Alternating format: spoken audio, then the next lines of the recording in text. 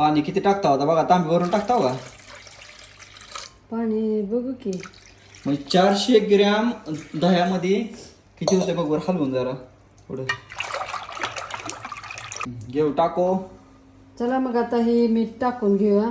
मला टाक वाटतं नको, ह्याच्यात पण मीठ आहे, ह्या मिठात पण मीठ आहे. होय, मिठात पण मीठ आहे का? बरोबर. मग तसल्या तुम्ही म्हणलेल्या पांढऱ्या मिठात ती पण टाकते आता. हे पण वाटताना मीठ टाकले आपण. हो बस बस, तिकट लागायचं संपलं त्यात. तिखट कुठं एकच मिरची टाकली आपण, तिखट लय नाही टाकली. सरळ मार्गे. हा हा हा हा हा हा. तर आम्ही केले दह्यापासून मट्टा. दह्यापासून मट्टा केला या. तर ताकदचा सुद्धा होऊ शकते, पण आम्ही दह्यापासून केलाय.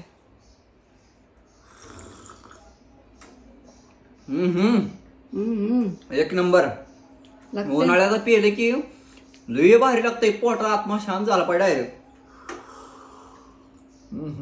कॉफीच्या कपात गावातनं 50 रुपये देते 4 जणांसाठी. ह्यात मस्त घे म्हणून पातेला अर्ध पातेल झाले, 10 जण पेटी दे होय.